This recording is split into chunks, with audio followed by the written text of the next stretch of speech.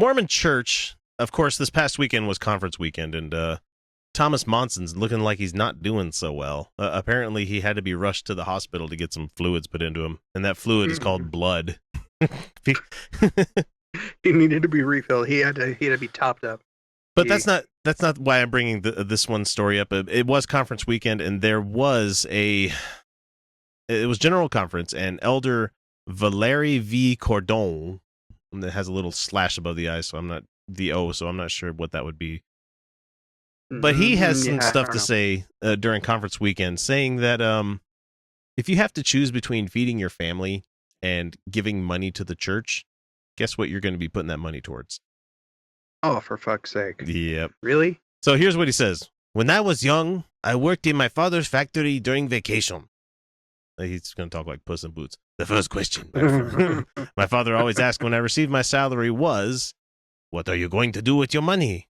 And I know the answer and responded, pay my tithing and save for my mission. Of course, because you're a good little Mormon kid. After working with him for about 8 years and consistently answering his same question, my father figured he had taught me about paying my tithing.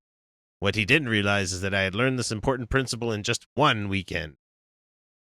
So instead of, stopping and talking to your dad and saying, look, I'm going to pay my tithing. Please stop asking me the same question. It's Chinese water torture at this point where he keeps tapping you on the forehead. You're like, you could have told him, hey, Dad, I'm going to pay my tithing. Don't worry about it. At least that's what you'll know. And he says, let me tell you how I learned that principle. After some events related to our civil war in Central America, and it says in here in brackets, Corton grew up in Guatemala, my father's business went bankrupt. He went from about 200 full-time employees to fewer than 5 sewing operators who worked as needed in the garage of our home. One day, during those difficult times, can't be that difficult if you still have 5 employees. I mean, that's still, I think you're still doing all right there, man. Who worked, let's see, during those days, I heard my parents discussing whether they should pay tithing or buy food for the children. Your parents are immoral, if this is the case. Yeah. So on Sunday, I followed my father to see what he is going to do. So, he's now skulking behind his dad to find out, you better be paying tithing, motherfucker. We want to get to heaven. And if you don't feed us, we're going to get there a lot fucking quicker. And after our church meetings, I saw him take an envelope and put his tithing in it. That was the only part of the lesson. The question that remained for me was, what were we going to eat? ! Oh no, what are we going to do? These Mormons are so terrible. And I can only imagine people listening to this during conference and just like going, oh, I love this guy so much. I could feel the spirit within him.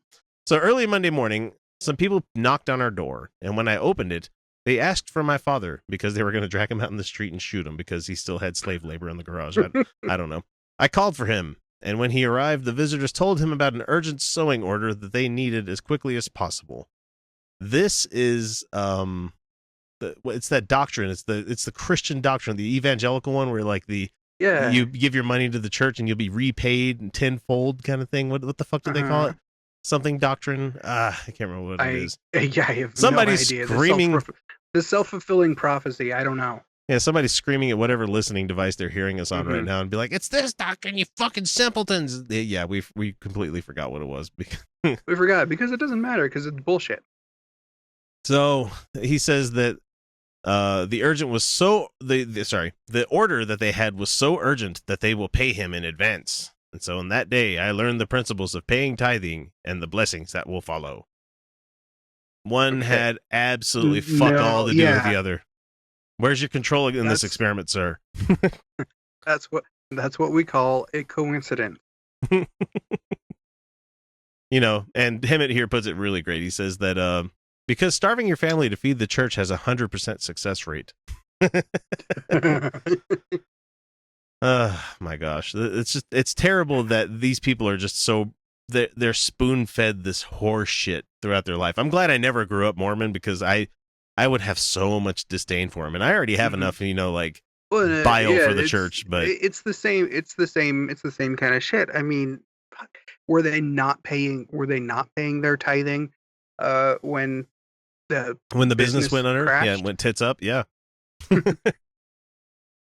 And let's see, we all thought were they not paying enough tithing to get some of that fantastic what is it, charity, charity from the church that they like to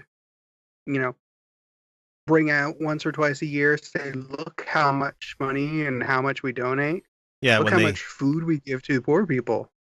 I love how the money that they bring out and they talk about, we did this for this many poor people over these many years and stuff. It's like that's aggregate people. Like they're saying we've spent 1.2 billion in charity work over the last 30 years. Right. Yeah. Did you miss the part of that big meeting you had where they announced how many multi-million-dollar buildings that they were going to build in places they don't need? 2 more here in Utah. They're building 2 more. Yeah, and yet we can't seem to get homeless shelters put anywhere. No, yeah, no kidding. These people are supposedly living Christ-like lives where they're supposed to love thy neighbor and care for the poor and all these other wonderful Christ-like things that are just not being accomplished in his name.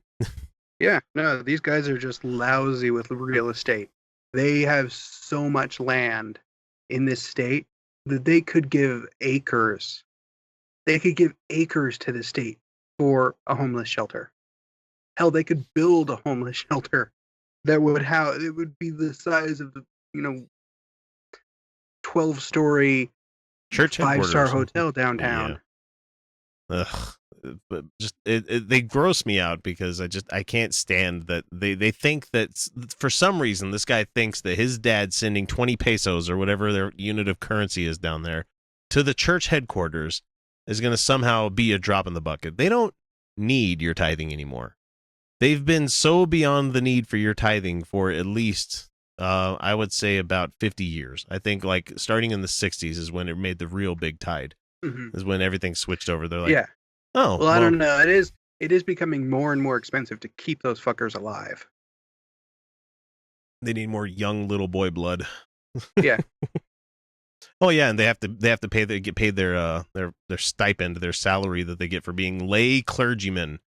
Look, dude, if you're getting paid for it, you're not a lay clergy.